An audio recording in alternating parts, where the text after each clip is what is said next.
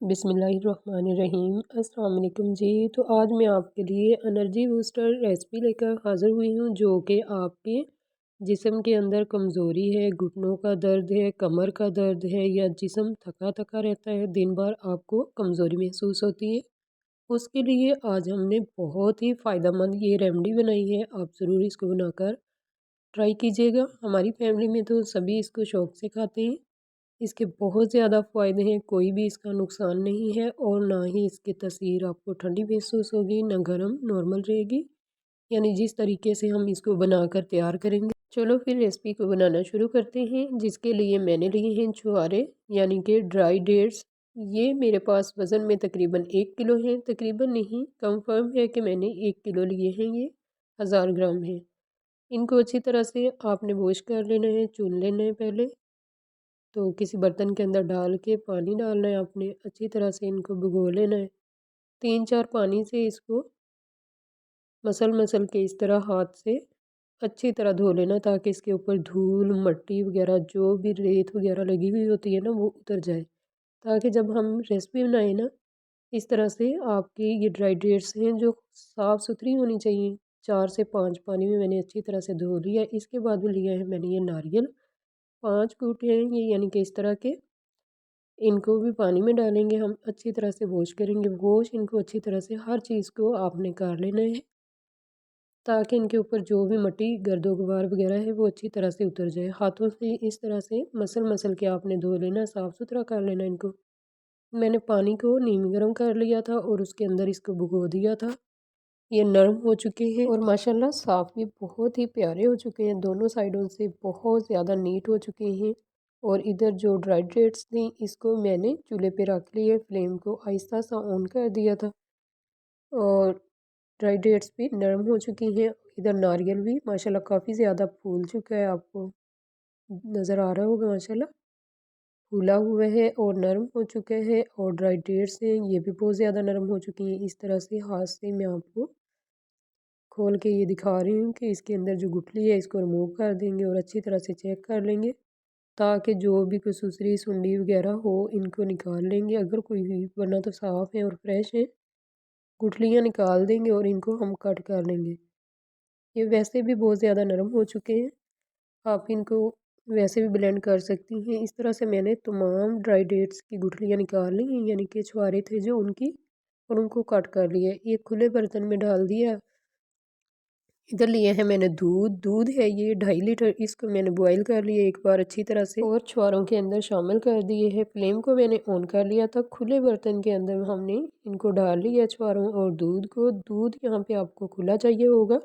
जब हम इस तरह से रेसिपी बनाएंगे तो इसके कोई भी नुकसान नहीं होंगे, फ़ायदे ही फ़ायदे होंगे। यहाँ पे नारियल को मैंने कद्दूकस कर लिया है, ग्रेटर की मदद से ग्रेट कर लिया इसको, और छुहारे भी पकने के लिए रख दिए और इसके अंदर मैंने नारियल शामिल कर दिए।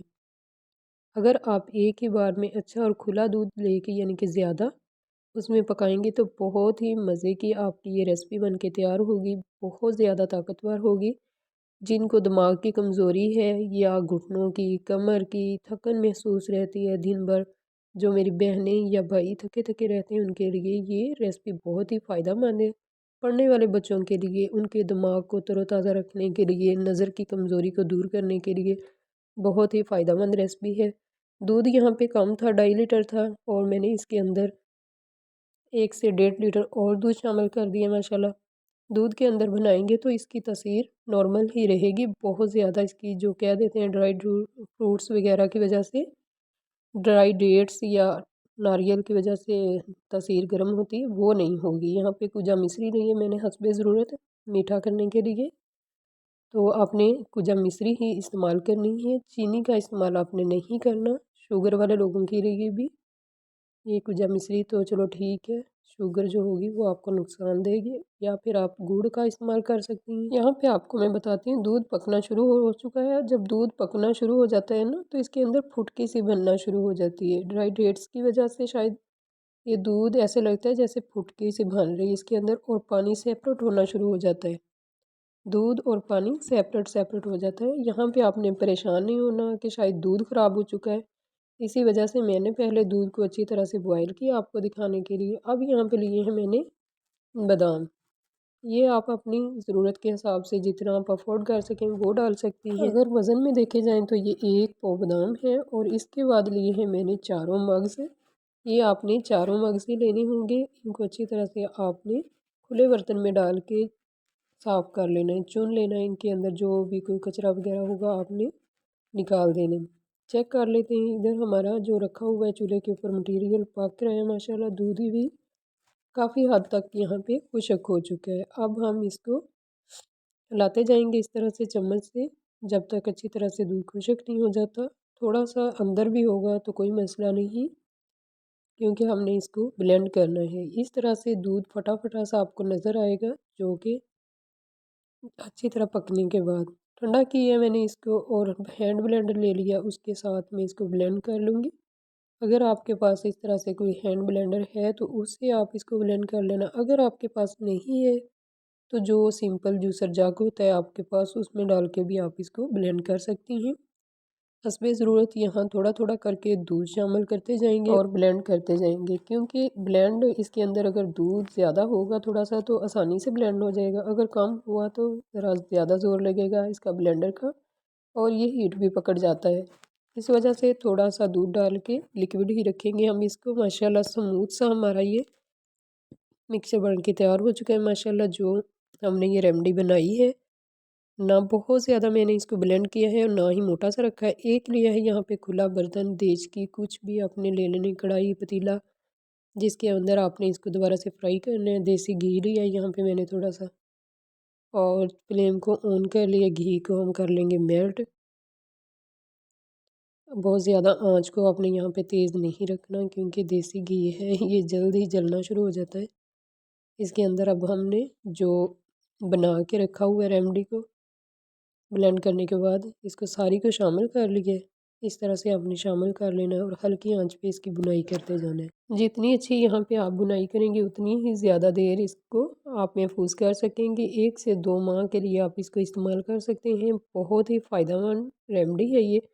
अब इसके अंदर शामिल करूँगी दूध से उतारी हुई बुलाई है, ये जो मक्खन बनाने के लिए हम उतार लेते हैं, वो मैं जमा करती रही। एक बाउल भरा हुआ था वो भी मैंने शामिल कर दिया है। माशाल्लाह यहाँ पे जितनी भी चीज़ें मैं ऐड करूँगी सभी फ़ायदेमंद होंगी आपकी सेहत के लिए, आपके जिस्म को तरोताज़ा रखने के लिए। ज़रूरी इस तरह से आपको रेमडीज़ बना के खानी चाहिए, इस्तेमाल करनी चाहिए।